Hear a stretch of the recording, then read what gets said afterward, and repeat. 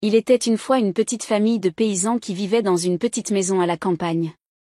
Ils étaient très pauvres, mais ils étaient heureux. Le père, la mère et leurs 7 enfants étaient tous très proches les uns des autres. Le plus jeune de leurs enfants s'appelait Tom Pouce.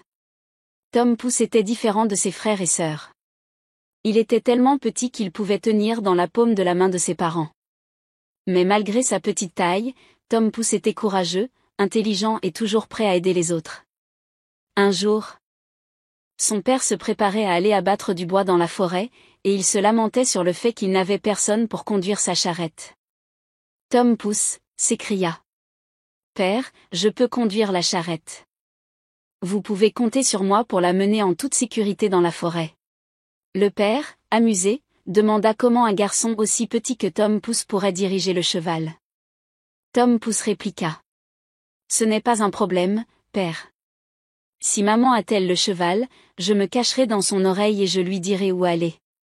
Le père, curieux de voir si cela fonctionnerait, laissa la mère atteler le cheval, et Tom Pouce monta dans l'oreille du cheval. Il guida le cheval et la charrette arriva en toute sécurité dans la forêt. Cependant, au tournant d'un chemin, 2 étrangers les aperçurent, intrigués par la charrette apparemment sans conducteur. Ils décidèrent de la suivre pour voir où elle s'arrêterait. La charrette s'arrêta à l'endroit où le bois devait être coupé, et Tom Pouce, apercevant son père, lui cria. Vois, père, je suis arrivé avec la charrette. Maintenant, aide-moi à descendre. Le père, saisissant la bride du cheval d'une main et retirant délicatement Tom Pouce de l'oreille de l'autre, le déposa sur le sol. Tom Pouce s'assit joyeusement sur un brin d'herbe. Les 2 étrangers, stupéfaits, ne savaient que dire. L'un d'eux proposa d'acheter Tom Pouce, disant que ce petit être pourrait leur rapporter de l'argent s'il l'exhibait dans une grande ville. Le père, cependant, refusa catégoriquement, affirmant que Tom Pouce n'était pas à vendre. Mais Tom Pouce, caché sur les plis des vêtements de son père, grimpa sur son épaule et lui chuchota à l'oreille. Père, donne-moi à eux. Je trouverai un moyen de revenir. Finalement, son père accepta de vendre Tom Pouce pour une belle pièce d'or. Les étrangers demandèrent où il voulait être placé. Tom Pouce répondit. Mettez-moi sur le bord de votre chapeau. Je pourrai ainsi voir le paysage tout en me promenant, et je ne tomberai pas. Les étrangers firent comme il le demandait. Et une fois les adieux faits, ils partirent avec Tom Pouce. Alors qu'ils marchaient, Tom Pouce proposa de descendre un moment. L'un des étrangers le retira de son chapeau et le déposa dans un champ près de la route. À peine libéré, Tom Pouce cria. Bonsoir, mes amis. Vous pouvez rentrer sans moi, en se cachant dans un trou de souris. Les étrangers essayèrent de le rattraper en fouillant le trou de souris avec des baguettes, mais Tom Pouce s'enfonça de plus en plus profondément, les laissant rentrer chez eux bredouilles. Après leur départ, Tom Pouce sortit de sa cachette souterraine. Il se méfiait de l'obscurité de la nuit et chercha un refuge. Heureusement, il trouva une coquille d'escargot vide. Je pourrai passer la nuit ici en toute sécurité, pensa-t-il, et il s'y installa. Alors qu'il s'apprêtait à s'endormir, il entendit 2 hommes passer à proximité. L'un d'eux dit. Comment pouvons-nous voler l'or et l'argent de ce riche curé? Tom Pouce, en entendant cela, s'exclama. Je vais vous le dire. L'un des voleurs, effrayé, demanda.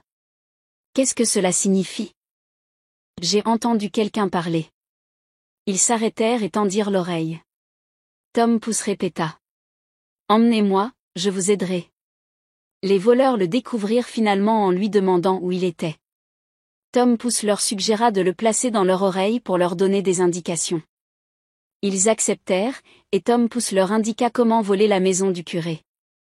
Une fois au presbytère, Tom Pouce se glissa dans la chambre du curé et cria. Voulez-vous tout ce qu'il y a ici? Les voleurs, effrayés, lui demandèrent de parler plus bas pour ne pas éveiller tout le monde. Tom Pouce feignit de ne pas les entendre et cria encore.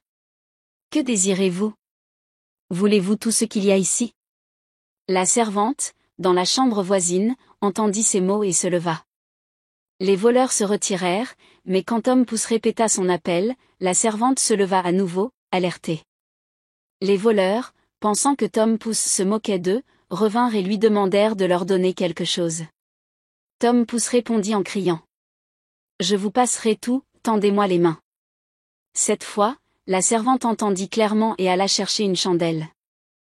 Lorsqu'elle revint, Tom Pouce se cacha dans le foin. La servante, incapable de le trouver, pensa qu'elle avait rêvé. Tom Pouce se blottit dans le foin, prévoyant de se reposer jusqu'au matin et ensuite de retourner chez ses parents. Cependant, la servante se leva tôt le matin pour nourrir les animaux et prit une brassée de foin là où Tom Pouce se trouvait endormi. La servante n'avait aucune idée de sa présence, et, à son réveil, Tom Pouce se rendit compte qu'il était à l'intérieur de la bouche d'une vache. Mon Dieu! Me voilà dans le moulin à foin, pensa-t-il. Perdu dans l'obscurité de la panse de la vache. Mais Tom Pouce ne perdit pas espoir et cria. Ne m'envoyez plus de fourrage, ne m'envoyez plus de fourrage. En entendant une voix sortir de la bouche de la vache, la servante eut tellement peur qu'elle tomba de son tabouret et renversa le lait. Elle courut trouver le prêtre en criant que la vache parlait. Bien qu'incrédule, le prêtre alla vérifier ce qui se passait. À l'intérieur de la vache, Tom Pouce continua de crier, demandant à ne plus recevoir de fourrage. La frayeur s'empara du prêtre, qui pensa qu'un démon possédait la vache, et il ordonna de la tuer. La vache fut abattue, et la panse, avec Tom Pouce à l'intérieur, fut jetée dans le fumier. Tom Pouce avait du mal à se libérer, mais il réussit à sortir. Cependant, un loup affamé passa par là et avala d'un seul coup la panse de la vache avec Tom Pouce. Tom Pouce, restant optimiste, pensa, peut-être que ce loup est traitable. Il cria depuis le ventre du loup. Cher loup, je peux vous indiquer un bon repas à déguster. Le loup, intrigué, demanda où il pourrait trouver un tel repas. Tom Pouce lui donna des indications précises sur la maison de ses parents, lui suggérant d'entrer par le soupirail de la cuisine où il trouverait des gâteaux, du lard, et des saucisses. Le loup, affamé, se précipita vers la maison de Tom Pouce. Il se régala de la nourriture, mais après avoir mangé autant qu'il pouvait, il fut trop gros pour repasser par le soupirail par lequel il était entré. C'était là que Tom Pouce avait prévu de le piéger.